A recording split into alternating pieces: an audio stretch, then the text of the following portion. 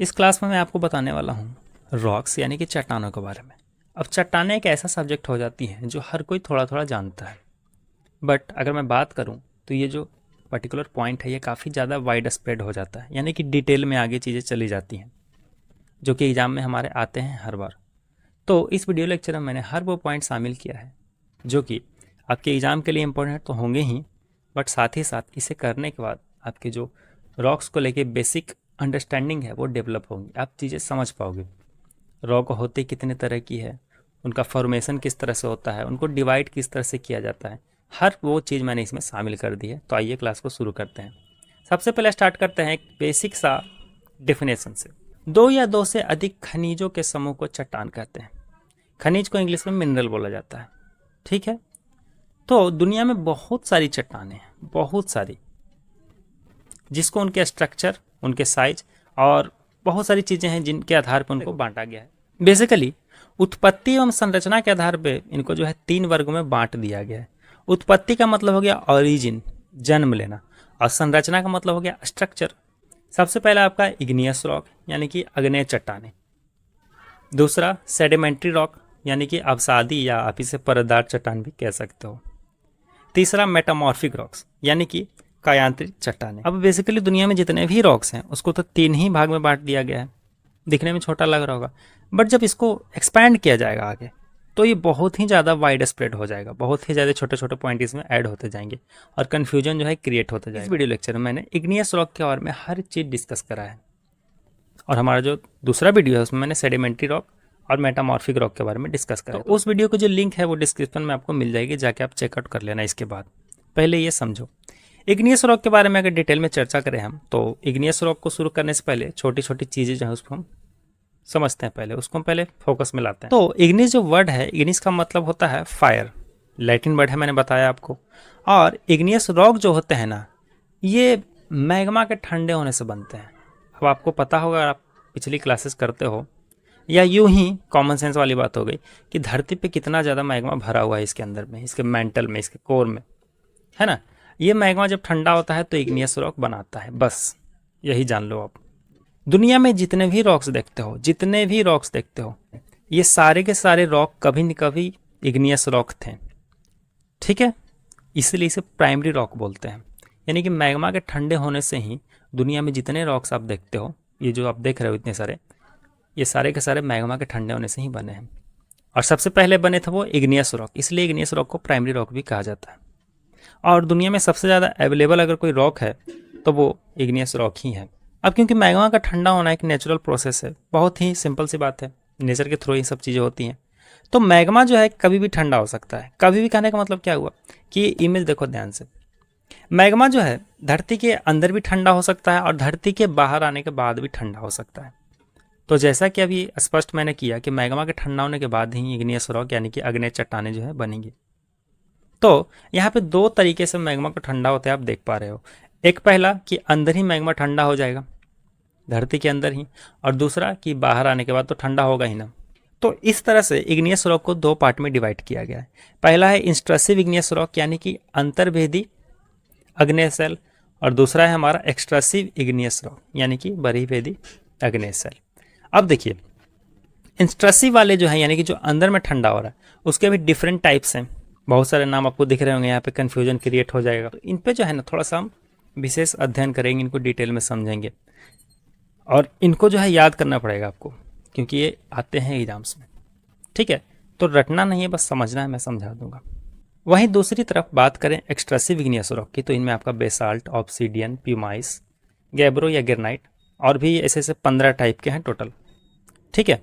तो पहले हम इंट्रूसिव इग्नियस रॉक पे चर्चा करते हैं। तो मैग्मा जब धरती के नीचे ठंडा होता है तो इस तरह के रॉक बनते हैं, और इनका नामकरण जो है ना इनके साइज, स्ट्रक्चर या इनके आसपास मौजूद चट्टानों के आधार पर किया जाता है। बहुत ही छोटी सी बात। तो सबसे पहले बैथोलिथ की अगर बात करें, बैथोलिथ जो होते हैं वो गुंबद नुमा होते हैं और आकार में बहुत बड़े होते हैं। इनका जो साइज है ये 100 किलोमीटर से ज़्यादा चौड़ा हो सकता है, ठीक है। 100 किलोमीटर से लेकर 5000 किलोमीटर तक भी चौड़ा हो सकता है। ये अत्यधिक मोटे होते हैं, और इनकी लंबाई जो है, यानी कि बात करूँ मैं इस चीज़ की कि ऊपर से अगर खोदते जाओगे तो कहाँ पे जाके वो ख़त्म होगा, इसकी कोई गारंटी नहीं है, ठीक है, इतने ज़्यादा मोटे होते हैं कि इनके जड़ों तक जाना इम्पॉसिबल है इंसानों के लिए अभी। इसे हम बैथोलिथ बोलते हैं। तो आपको ये पॉइंट याद रखना है कि बैथोलिथ जो होता है सबसे बड़ा और सबसे किंग है ये इंस्ट्रसिव इग्नियस रॉक के मामले में। बैथोलिथ के बाद आते हैं स्टॉक। तो स्टॉक को आप समझ सकते हो ऐसे कि ये छोटे बैथोलिथ्स होते हैं।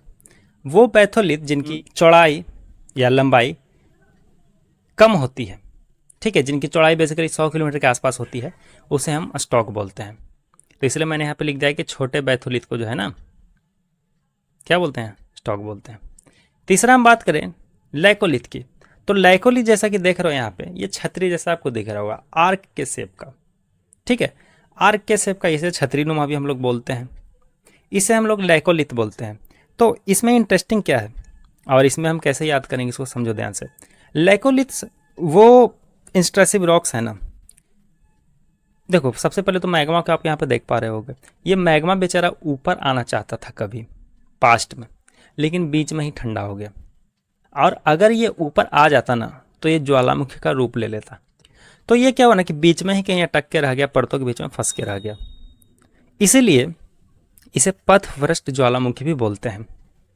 आगे बात करें सिल की, तो ये जो है हमारा पतला सा एक आप कह सकते हो कि स्ट्रक्चर होता है जो कि परतों के बीच में फंसा होता है। और ये फंसा हुआ है किस तरह से, बस लेटा हुआ है, सब देख सकते हो। वहीं दूसरी तरफ अगर बात करें हम डाइक की, तो डाइक जो है ये भी परतों के बीच में अटका हुआ है, फंसा हुआ है, लेकिन ये लंबवत है, यानी क्या है, परपेंडिकुलर है, खड़ा है सामने से, ठीक है। जब दरारें होती हैं तो उसमें क्या होता है ना कि मैग्मा नीचे से आके भर जाता है और धीरे धीरे ठंडा होकर ये जो है डाइक का रूप ले लेता है। तो कालांतर में क्या होता है कि जब अगल बगल वाली जो रॉक्स होती हैं वो धीरे धीरे उनका अपक्षय होता है, या मैं कहूँ कि वो जो घिसती हैं, तो बीच में जो दीवार की भांति जो है खड़ा रहता है इस तरह से, देख रहे हो इमेज में कितना स्पष्ट है। इसके जो है ना सराउंडिंग्स वाले माउंटेन्स क्या हो गए, घिस गए, बट ये जो है बचा रह गया और दीवार की भांति खड़ा है यहाँ पे। आगे बात करते हैं फैकोलिथ्स की।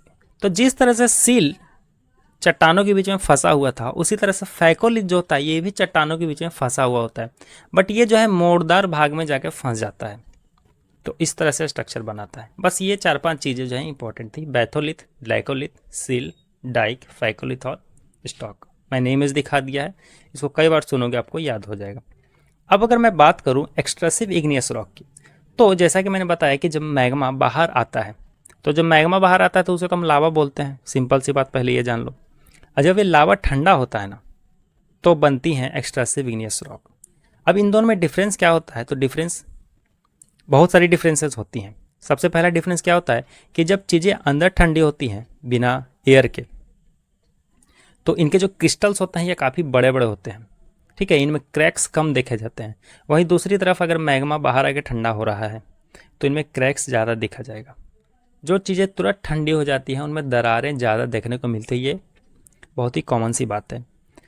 तो एक्सट्रसिव इग्नियस रॉक में बेसिकली आपके बेसाल्ट, ऑब्सीडियन, प्यूमाइस, रियोलाइट, गैब्रो और ग्रेनाइट आते हैं। हालांकि इस तरह से टोटल 15 हैं, बट 15 याद थोड़े होगा और 15 इंपॉर्टेंट भी नहीं उतना, 5 हमारे लिए इंपॉर्टेंट है, 5-6 आपको वो ध्यान में रखना है। तो बात करें अगर बेसाल्ट की, तो ये ब्राउन कलर का होता है, ब्राउन या ब्लैक कलर का भी कभी कभी होता है, और इसे हम साधारण भाषा में गिट्टी बोलते हैं, जो कि छत वगैरह ढालते हैं ना हम लोग, या ट्रेन की पटरी पे छिड़क दिया जाता है इनको। और ये जो है इंडिया में बहुत ज़्यादा पाया जाता है। दक्कन का जो ट्रैप है हमारा ये वाला हिस्सा, ये जो पूरा का पूरा है ना बेसाल्ट का बना हुआ है। कभी पास्ट में वहाँ से मैग्मा निकला था, बाहर आके ठंडा हुआ और ये पूरा का पूरा जो है वहाँ पे दक्कन ट्रैप बन गया है। और इनके घिसने से, इनके अपक्षय से जो है काली मिट्टी का निर्माण होता है, याद रखिएगा। वहीं अगर बात करें ऑब्सीडियन की, तो ये दूसरा सबसे ज़्यादा फेमस एक्सट्रसिव इग्नियस रॉक हो जाता है। ये कुछ इस तरह से दिखता है, लगेगा कि काला शीशा है, चमकदार, रिफ्लेक्टिव, ठीक है। ऐसा बनता कब है, तो जब लावा बाहर निकलता है और अचानक ही ठंडा हो जाता है ना, तो बहुत ही महीन हो जाते हैं इसके रवे यानी कि क्रिस्टल्स। इस वजह से जो है ऑब्सीडियन का निर्माण होता है, ठीक है, इतना समझ गए आप। अब समझो ऑब्सीडियन जो है बहुत ही ज़्यादा चिकना तो है ही, अगर इसको आप तोड़ोगे पटक के एक दूसरे पे, तो इसके जो टुकड़े निकलेंगे ना वो इतने ज़्यादा शार्प होते हैं, इतने ज़्यादा शार्प होते हैं कि आपके घर में जो अवेलेबल ब्लेड है ना उससे भी 10 गुना शार्प रहेगा। ये इतना ज़्यादा शार्प होता है कि ये ह्यूमन सेल को 2 भाग में बांट सकता है, मतलब काट के। और हमारे जो पूर्वज थे वो शिकार करते थे इस ऑब्सीडियन से जानवर का। अब बात करें प्यूमाइस की, तो यह है हमारा प्यूमाइस, ब्राउन कलर का दिख रहा होगा आपको, हल्का सा येलोइश टाइप का। इसकी खासियत यह है कि ये भी क्योंकि एक्सट्रेसिव इग्नियस रॉक है, तो होता क्या है इसमें कि इसमें काफ़ी ज़्यादा छेद आप देख सकते हो यहाँ पे। अगर इन छेद में जो एयर्स के बंडल्स होते हैं, ठीक है, एयर के जो है ना बंडल्स होते हैं इसके अंदर, और इस वजह से इसका जो डेंसिटी है वो कम हो जाता है और ये पानी पे तैरता है रॉक। पीमाइस जो है ये पानी पे तैरता है। देखो कितनी इंटरेस्टिंग चीज़ है, ये पत्थर जो है वो पानी पे तैर रहा है। और बात करें ग्रेनाइट की, जो कि हमारा एक और बहुत ही फेमस एक्सट्रेसिव इग्नियस रॉक है, तो ग्रेनाइट का यूज़ तो हम लोग घर में करते ही हैं, किचन वगैरह में जो अलमारी पे सजाते हैं, मंदिर वगैरह में देते हैं, स्टेशन पे जाओगे तो प्लेटफॉर्म पे बिछी होती हैं चीज़ें। और ग्रेनाइट बेसिकली ग्रीन हो सकता है या ब्लैक हो सकता है, ज़्यादातर यही देखे जाते हैं। वाइट ग्रेनाइट काफ़ी कम देखे जाते हैं। और ग्रेनाइट और मार्बल में कंफ्यूज मत होना, मार्बल अलग चीज़ है, वो मेटामॉर्फिक रॉक में आएगा। ग्रेनाइट जो होता है वो मार्बल से काफ़ी ज़्यादा मजबूत भी होता है, काफ़ी ज़्यादा भारी भी होता है। यह मार्बल से 1.5 से 2 गुना डेंस होता है, यानी कि 1.5 से 2 गुना भारी हो जाता है। और जो दो हमारे बचते हैं गैब्रो और रियोलाइट, ये हमारे अनदर एक्सट्रेसिव इग्नियस रॉक हैं, जो कि शायद उतने इंपॉर्टेंट नहीं है। आइए अब हम बहुत ही महत्वपूर्ण कुछ बातों पर चर्चा करते हैं। चर्चा क्या हम करेंगे इसमें हम चर्चा करेंगे इग्नियस रॉक्स के गुण की। अभी आप बहुत सारी चीज़ें सीखे हो, अब थोड़ा सा इनके गुण को देख लो। सबसे पहला लिखा गया कि इट कंटेन्स मिनरल, इसके अंदर मिनरल पाए जाते हैं। सोना, चांदी, लोहा, तांबा, एल्यूमिनियम, सब जो है ना ये इग्नियस रॉक से ही निकलता है। ओके, इसमें सिलिका पाई जाती है। सिलिका समझते हो, सिलिकॉन डाइऑक्साइड, SiO2 इसे हम लिखते हैं केमिकल भाषा में। तो सिलिकॉन डाइऑक्साइड पाई जाती है। अगर सिलिका की मात्रा अधिक होती है ना इसमें, तो इसका रंग जो है हल्का हो जाता है और सिलिका की मात्रा अगर कम होती है तो इसका रंग जो है गहरा काला या ब्राउन कलर का हो जाता है। वहीं दूसरी तरफ अगर सिलिका की मात्रा इनमें अधिक होती है तो ये अम्लीय बन जाते हैं, तथा अगर सिलिका की मात्रा कम हुई तो ये जो है क्षारीय बन जाते हैं। इसमें सामान्यतः परतें नहीं होती हैं, ये परत दर परत नहीं होता है, क्योंकि भाई मोल्टेन फॉर्म से ये सॉलिड बना है। मोल्टेन मतलब पिघला हुआ ऐसे क्या है, सॉलिड बना है, तो इसमें परतें नहीं होते हैं यूजुअली। इसमें जीवाश्म नहीं होते हैं, इसमें किसी भी जीव के अंश नहीं होते हैं। अब सोचो कि इसमें जीवाश्म कैसे हो सकते हैं, इतने गर्म होने पर उसमें जीवाश्म होते भी तो क्या होते, जल के वो भस्म हो जाते, तो इसमें जीवाश्म होते ही नहीं है। यह कठोर होती है और इसमें जो है पानी नहीं छनता। कैसे छनेगा, कोई छेद थोड़ा इसमें। यह रवेदार होती है और इनमें क्रिस्टल होते हैं, ये मैंने बता दिया आपको। इनका अपक्षय प्रातः भौतिक प्रक्रियाओं के द्वारा ही होता है। अपक्षय का मतलब होता है उनका घिसना। अग्नेय चट्टानों का संबंध ज्वालामुखियों से होता है, बिल्कुल क्लियर है ये चीजें। अधिकतर धात्विक खनिज लोहा, मैग्नीज, जस्ता, सोना, चांदी इन चट्टानों में पाए जाते हैं। ठीक है, तो ये सारी चीजें है मैंने आपको ऑलरेडी समझा दी थी। तो इग्नियस रॉक के बारे में देखो कितनी सारी चीजें यहाँ पर निकल के आ जाती हैं। अब बात करें सेडिमेंट्री रॉक्स और मेटामॉर्फिक रॉक्स की, तो आप डिस्क्रिप्शन में जाएं, वहाँ पर लिंक पे क्लिक करें और सीखें।